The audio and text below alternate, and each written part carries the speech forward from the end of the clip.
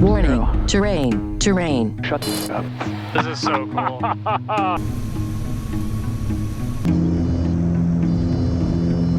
Mike, I think this is the coolest flight I've ever been on with you. Yeah, me too. I think so. Yeah, this is pretty awesome. All right, we went up to Sunia Lake Lodge this morning. Quick trip. We wanted to do this for a while. Ended up having a flight test tomorrow, so cut the trip short. But we will be back. We will go fishing. We will spend the whole day. It was freaking awesome. There should be somewhere. I don't know where. I can't see it myself, actually. I've been talking with my good friends Aaron and Steve for a while about going up here, and we finally decided to pull the trigger on it. Aaron is a good friend of mine who's a cinematographer that I work with quite often, and Steve is actually my AME. Steve is also a avid outdoorsman and fisherman, and the original plan for this trip was actually to go up for the full day, take a boat out, go do some fishing, and come home. However, I ended up having my commercial flight test booked the morning after at 8 a.m., so we decided to cap the trip a little bit early, just go up for lunch, check out the lodge, and then come back another day where we'll stay up for the full day or even overnight and really take advantage of what Sunia Lake has to offer.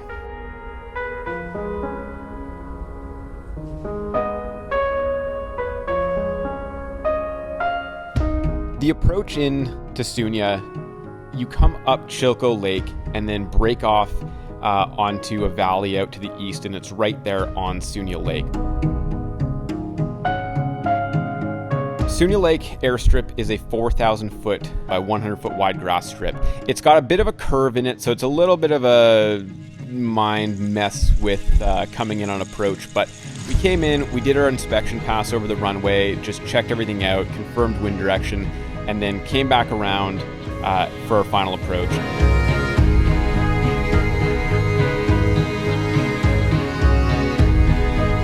I gave myself a nice long final. We pretty much took a 3-mile final into here and made sure we got on speed, on profile. There were some trees to clear right at the end, so we took that into account on our approach and then did the best soft field landing that you can really do in a Seneca. They're not great with it, but again, did our best, and it was actually quite a smooth strip. Put it down pretty nicely.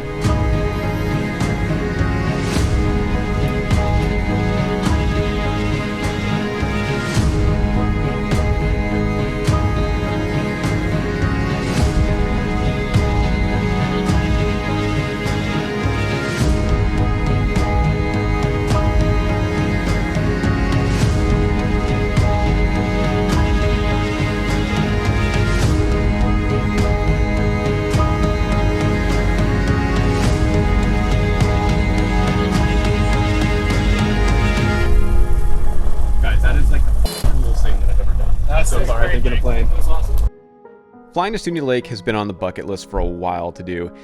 For those who are unfamiliar, Sunia Lake Lodge is located about 100 nautical miles northwest of Whistler on the northern end of Chilko Lake.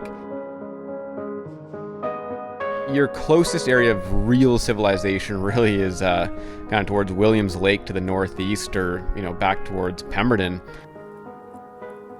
Hi, sweetie. It's just crazy. The whole area around Sunia is just unbelievable. Every corner that you come around, it's either filled with glaciers, snow-capped mountains, or these amazing alpine lakes.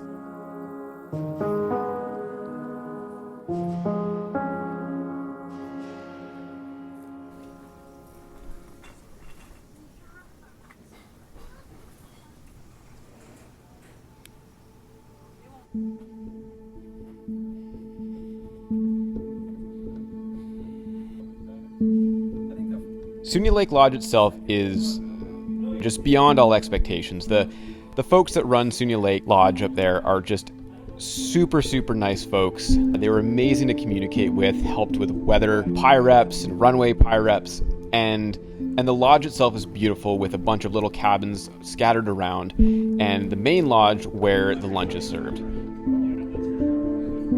Lunch is served family style, so we got to know everyone quite well, and Aaron even ended up giving some gimbal lessons to the other pilot's mom that was up there.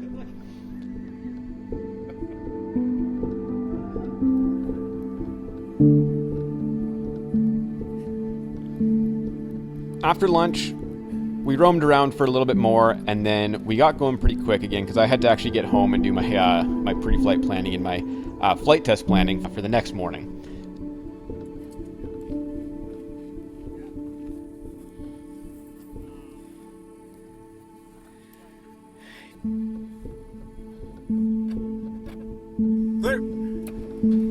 So, packed into the plane again, took it off 2-2, prepped for a soft field takeoff, flaps 25. If we're not seeing 45 knots by then, we're going to want to hit the brakes and abort. And if we have an engine failure after takeoff, under 85 knots, power back pitch down going straight ahead, over 85 knots, it'll be power up, clean up, gear up, flaps up, identify dead foot, dead engine, verify feather secure, and we'll bring it right back around here. And once we do get airborne, it'll be rotated around 61 knots, and we're going to just keep it right in ground effect until we get 89 blue line as soon as we can as well. So we'll get that gear up pretty quickly. Perfect. Anyone have any questions? Okay, here we go. Alright, takeoff power is set. Airspeed's alive.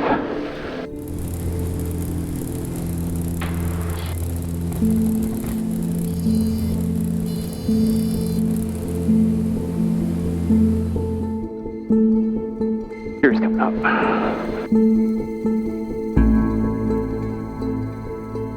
Ops 1. Alright, we're blue line. Flaps Warning. 0.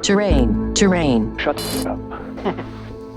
We rotated right after 60 knots and just held it in ground effect there. Try to get that speed up as quick as possible. Once we knew we weren't going to have any kind of sink and we had enough speed there, gear up, clean up the plane as much as we could and get to that blue line as soon as possible. It was no problem in the Seneca. We had plenty of room to spare there, but could certainly see how the density altitude and the soft field and just the surrounding terrain would definitely make make it a little more tricky in something, a single engine naturally aspirated plane. And Chilco Lake traffic, Seneca Foxtrot, Mike Echo, 4,600, just a part of the SUNY Lake Lodge. We'll be sticking at 4,600 southbound along the lake. Yeah, what I love about hearing the fucking stall horn, it just reminds me so much of American Made, when he's like trying to fucking get off the runway.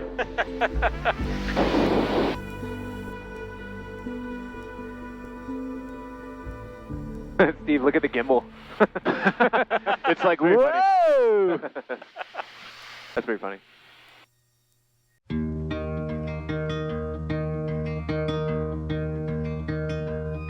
I wanna float like a bird, slow and low. I wanna follow the river wherever it goes. I want the wheels of time to jump the track. I wanna leave all my troubles and not look back. On the way out, we couldn't help taking in this beautiful, crazy blue-colored, teal-colored emerald lake with the mountains just rise in the background and then Bridge Glacier coming into view as well. And again, just took in the sights. It was mind-blowing everywhere we turned here.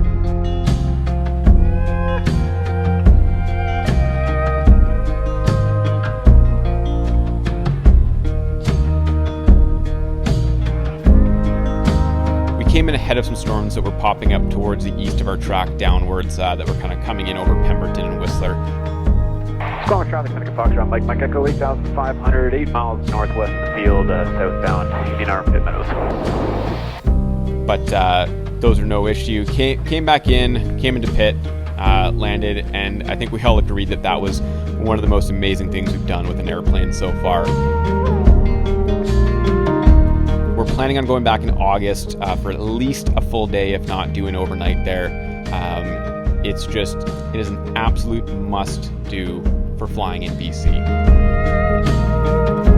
And to cap off an amazing few days of flying, including SUNY Lake, had my flight test the next morning, knocked that out, passed it no problem, and that was kind of the cherry on top of an absolutely amazing flying weekend. Stay tuned for more adventures coming up. We've got a bunch of stuff planned. both with the dogs and with some other planes and some other cool stuff just in and around BC here for the summer. Really just trying to take advantage of the amazing terrain and flying areas that we have up here during the summer weather. So stay tuned, more stuff to come. Thanks everyone for watching. See you next time.